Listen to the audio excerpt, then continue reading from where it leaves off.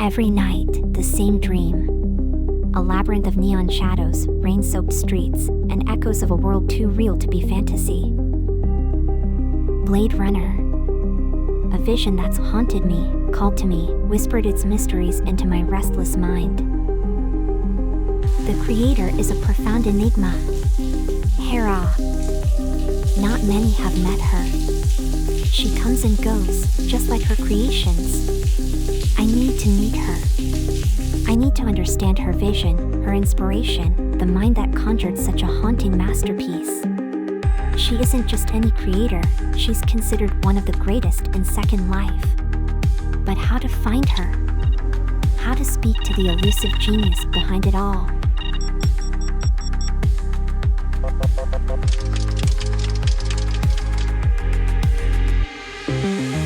You can't find me, I found you.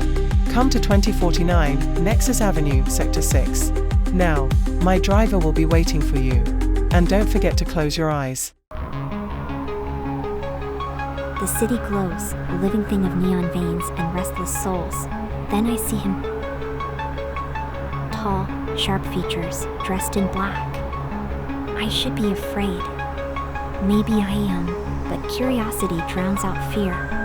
Hera has summoned me, and I cannot resist. A moment of silence. Then, movement. Before I can react, fabric tightens around my face. A sack. Darkness swallows me whole. I don't know where I'm going.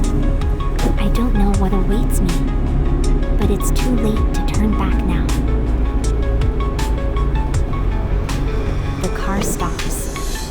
A firm hand grasps my arm, guiding me out. My feet meet solid ground. We walk. I count my steps, but lose track as hallways twist and turn. I can feel her presence, an unseen force, watching, waiting. My pulse pounds in my ears.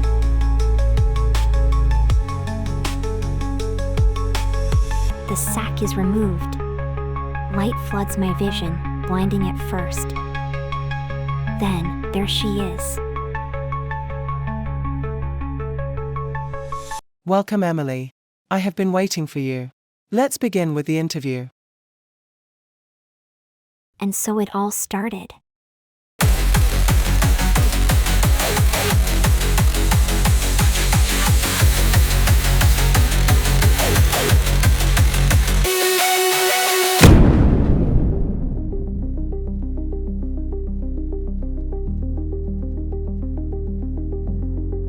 Can you take me back to the beginning? When did you first discover Second Life, and what was it that initially drew you in? Was there a particular moment, person, or experience that made you decide to stay and immerse yourself in this virtual world?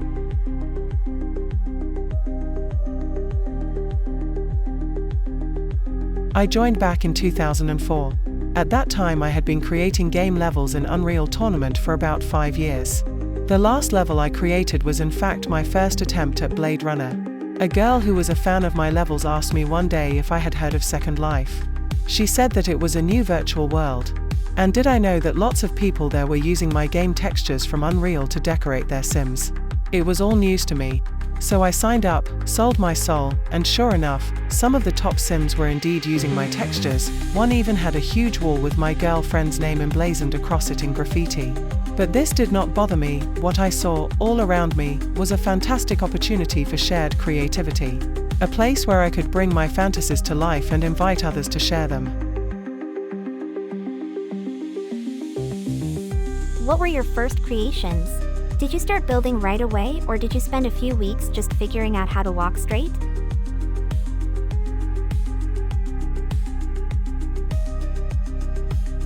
Yes, I too used the stunning SL noob walk for a few weeks, as I bumped from wall to wall, hitting every other avatar in my path.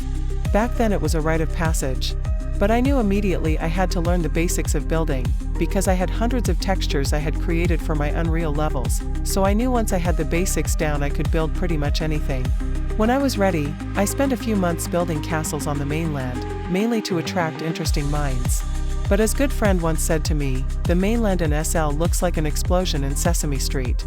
So I decided to buy a bigger bit of land and finally build the city I had intended building ever since my first day in SL. After several fits and starts, this finally became Midian City, one of the first urban role-play environments in SL, and one of the best known for role-play.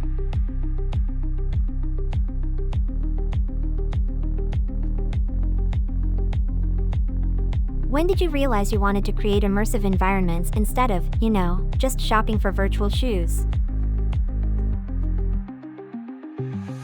As soon as I arrived. It really was the plan, right from the start.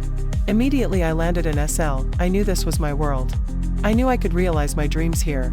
And, even though back then it looked like Minecraft, and was a million miles from Unreal, I knew I was home.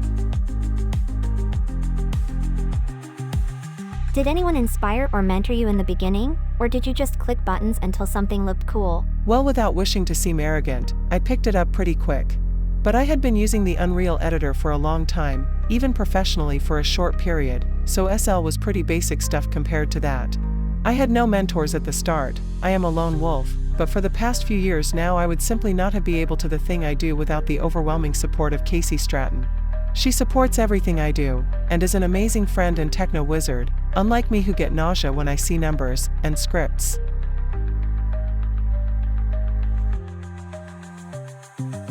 What was the first big "oh no, I broke everything" moment you had as a creator? Too many to remember. I still make big mistakes today and delete things accidentally that I have spent hours creating. I am a bad builder in a technical sense, no real method to my madness. Always learning the hard way seems to be my destiny.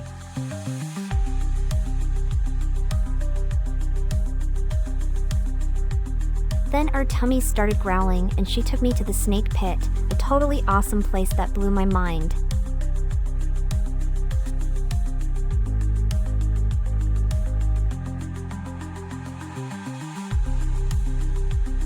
What inspired you to build the Blade Runner sim?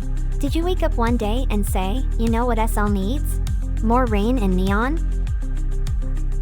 Yes, that's about it. It was my rain and neon fetish that got the better of me. Well, that and a few other things.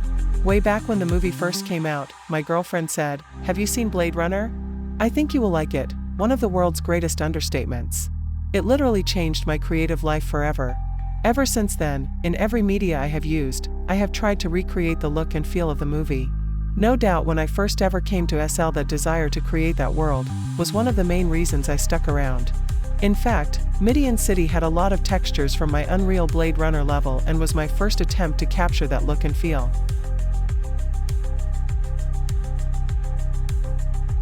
That passion for recreating the Blade Runner aesthetic clearly shaped your journey in SL.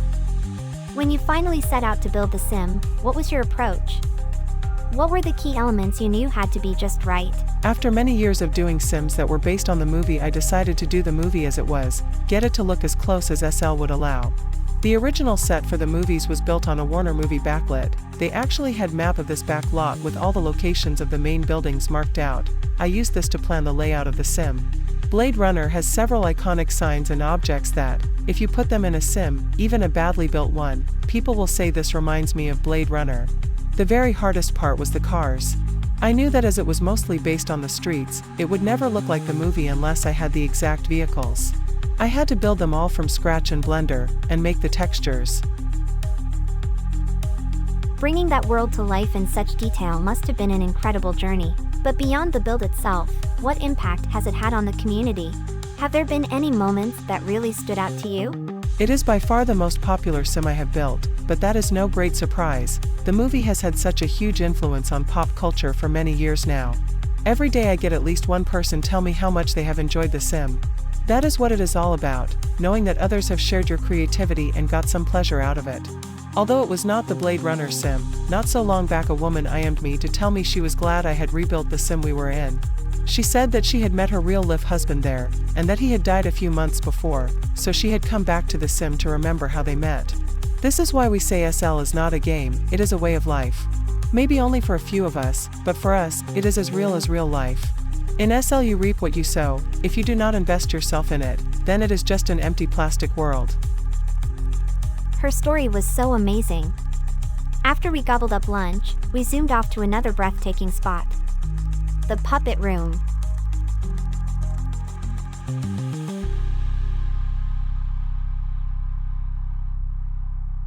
Oh, Wow, this is all so cool. This room is amazing, but are you working on new projects too? There is always something in my mind. The next sim is always my best sim. You never know where inspiration will come from or where it might lead. At the moment, I am working with my friend Casey Stratton to bring far more AI character into the sims I build. She has created a great system for us to use in their creation and control. They really do bring a sim to life in my humble opinion. I believe that in the not-so-distant future people will come to virtual worlds specifically to meet AI characters, not just treat them as novelties. Yes, I'm a great AI enthusiast too, and Linden Labs is also moving in that direction. Speaking of Linden Labs, what SL tools have helped your work? What do you wish SL had? I use Blender, Affinity Photo, Shader Map, and Audacity. Note they are all cheap or free. I can think of lots things I wish SL had. But I am a great believer in making the best of what you have got. It is not the tools that make the artist, it's the insatiable desire to create. It's inspiring how you push the limits of SL with the tools available. For those who dream of creating something as iconic as your sim, what advice would you give them? To do that, you must be totally in love with what you do. You must long to see the finished sim. It must consume every spare moment you have, and even when you are not building it must be on your mind constantly. Find one good painting of the place you wish to build, that has the lighting and atmosphere you wish to create. All the top game companies start with concept drawings. Without some idea at the outset you can mess around for ages and then give up. Textures are everything. Building a sim has very little to do with prims and meshes. It is all about your choice of textures and how you light them. Never buy no mod items. Never use anything you buy without tampering with it. Learn to see things as they are, not as you imagine them to be. Grass is not just green. Learn to love dirt and wear. Nothing evokes reality quite as well as dirt and wear, even on new things. Remember to build upwards as well as outwards. Wow, speaking with Hera was truly inspiring. Her passion for world building and storytelling was unparalleled. Before we concluded, we visited one last place, one that held a special place in my heart, as I had experienced it in real life as well. The Geiger Bar. Designed in the haunting, biomechanical style of H.R. Geiger, the visionary artist behind Alien, the bar felt like an exact replica of the real-world location. We sat there comfortably, chatting away. Hera had a knack for making origami figures, and she crafted a unicorn, one for herself and one for me. And then, it was time for my final question.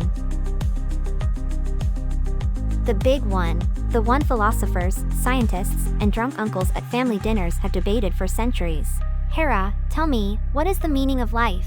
Is it love? Is it art? Or is it just trying to find a snack without making too much noise at 3 a.m.? Don't worry, nobody makes it past 10 minutes on YouTube. The past is just a memory, the future just an idea, only now is real. Everything else is a ghost, either fading or yet to form. If meaning exists, it must be here, in this breath, in this thought, in this moment before it slips away. Whether that matters or not, well, that's up to the one living it. I don't know what happened next. Was it the drink? The atmosphere? Something else? But my head started spinning, and then everything went black.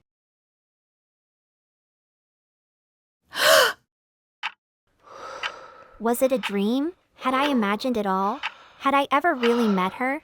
Or was she just another ghost in the neon-lit streets of the city, disappearing, just like her sim?